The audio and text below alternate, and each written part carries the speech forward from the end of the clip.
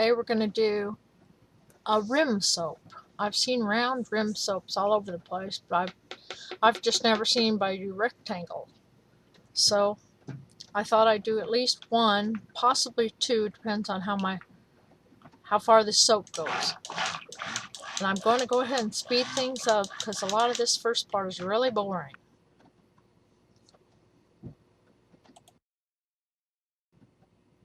I'm using coconut oil, olive, almond, grapeseed, cocoa butter, and safflower for my oils. And it's a pretty liquid recipe. The only thing I'm not sure about is how it's going to go as far as the gel state. So we shall see. But I'm just going to do a green, blue, and then just plain. And we'll see how this goes. I'm concerned about the gel thing because I don't really have a good way to insulate this. The people that do the round rims, put it in the oven at 170 degrees for a half hour and then let it sit overnight in their oven.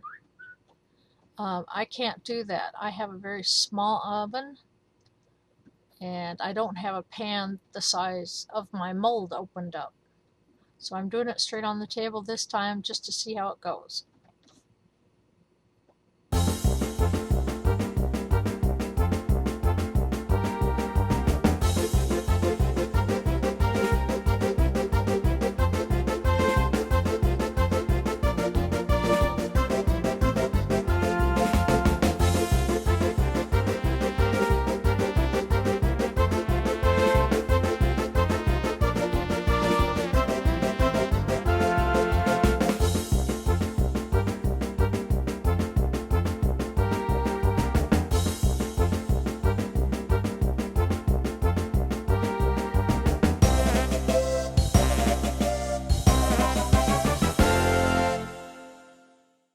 Phew, it's only been 4 minutes, but boy, imagine that not speeded up. It took a while. Now right now I'm just doing a back and forth. I'm pretending it's 4 logs of soap, basically. Doing the swirl like everyone does the tops. So I'm going from white to white, back and forth.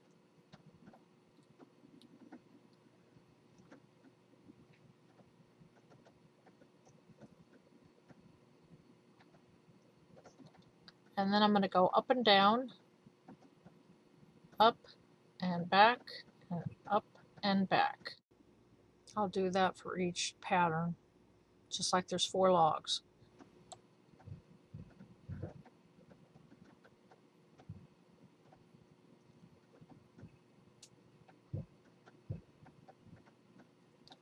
Now I've got some time, and I've got soap, so I've decided to go ahead and do a column swirl. This is just a little glass I've got. I'm just pouring right over the glass. We'll just see which soap turns out the best, and whichever one turns out the best, then that's what I will use for the rim. And soap is so easy. You just fold the edge up on the paper and it just stops it. Love that. My table is a little crooked, so I'm trying to fix that. I need to get a level in here, I guess. Figure out some way to get it leveled. Most of the time I don't notice it, but when I'm doing something real liquid like this, see how it's running to one side?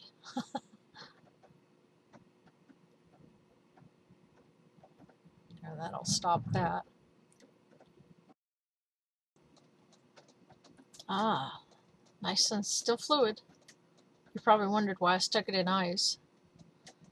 It was to keep it cold, to keep it from sitting over there and gelling. And it's working just great.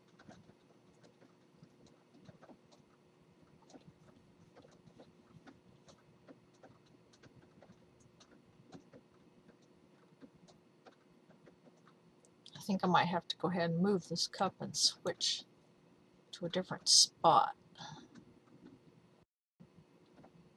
But to do a rim soap, you only need it to be at most 1/4 of an inch thick.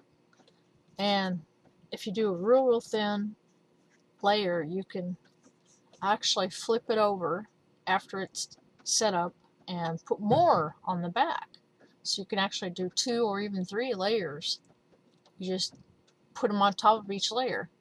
The main thing is that the pretty layer is the one you want on the outside. So all the cool stuff that all you ladies do, and gentlemen, on the tops of your soaps or the insides of your soaps, or you could put them on the outside of your soap. And I have seen some absolutely phenomenal rim soaps. But like I said, they're always round, so I wanted to just mess around and see what I could do with rectangle.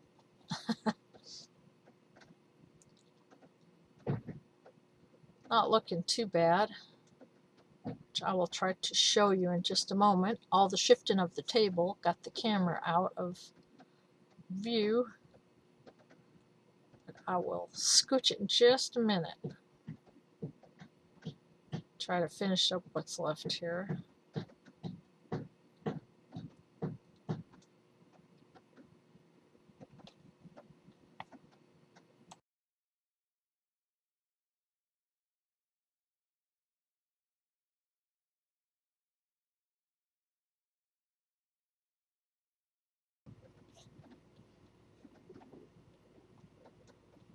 There you have it.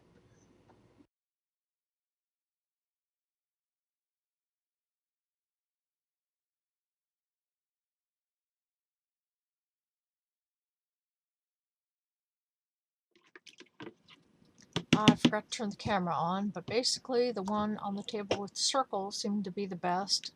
So I peeled it off the paper and I plopped it in this mold and pressed it down and cut off the top part, which is going to go back on the top after I put this soap in. It's just a simple recipe, and I'm putting 4-leaf clover scent in it with a little bit of green. And oh man, I forgot to put the green in some oil. Well, I guess I'll be tossing the green in as a powder. I guess the worst thing that can happen is it'll turn out like lime sherbet. Whenever you get lime sherbet, there's always little teeny tiny pieces of green in it. So that's probably what this soap will turn out, since I forgot to put my powder in some oil.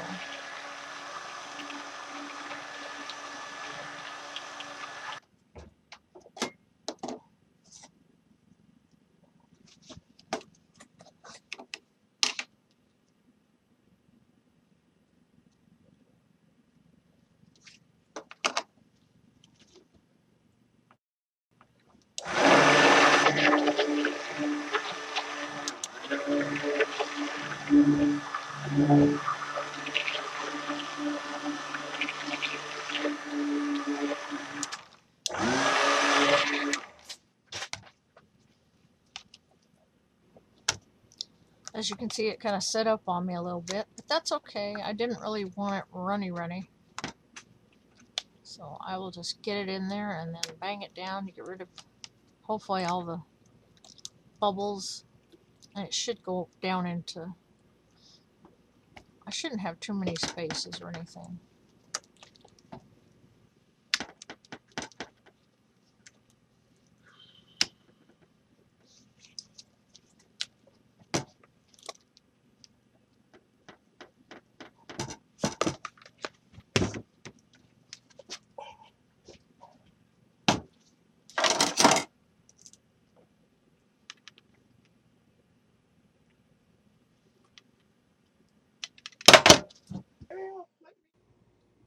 Okay, it's all tamped down. Now it looks like I get to take some back out. I'll try to level the top as best I can here.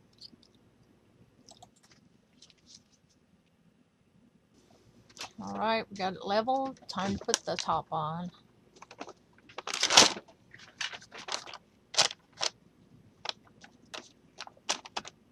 Hopefully I did alright. Peel the paper off. I should have measured and cut it a little bit more accurately.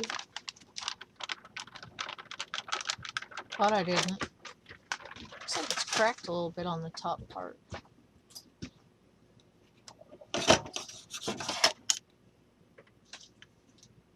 I just gotta cut the edging off and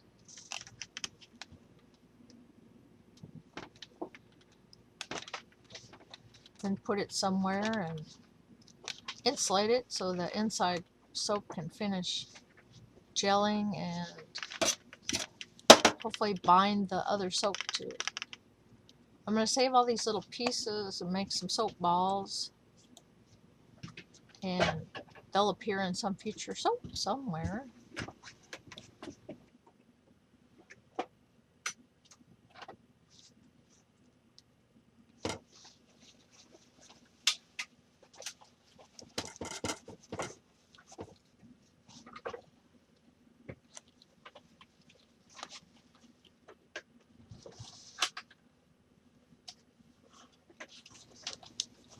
I got the edges all trimmed and pinched them back onto the other part and just wipe the edges off, and I'm going to go set it over there and wrap it in a towel and let it sit overnight. And then we'll come right back and we'll unmold this thing and see how it did. Hopefully it'll do all right.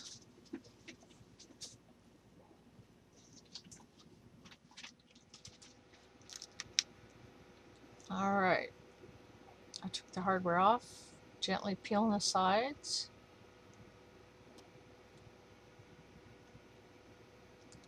Just trying to be extra cautious here.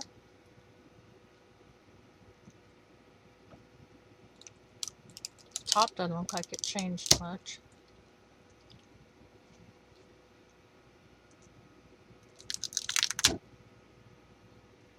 So far, so good.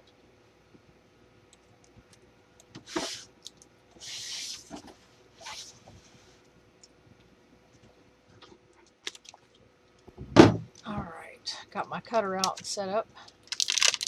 Peel the paper off and...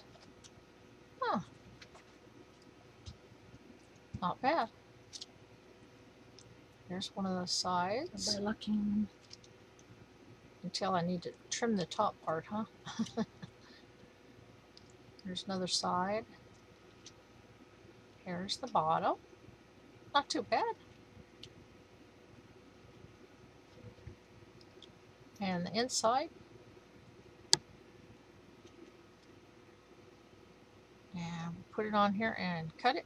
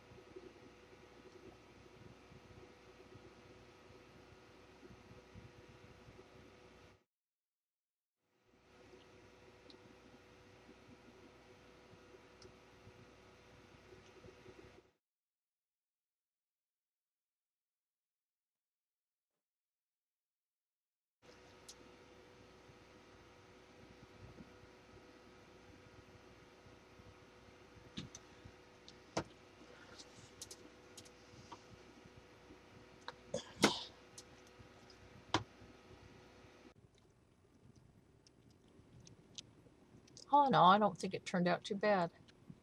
That soap in the center is super hard. Which I will show you some pictures in a moment of they all turned out pretty good. Some cuter than others, I think. Thanks for watching. Hope you had fun watching. Just something different. Take care. Bye for now.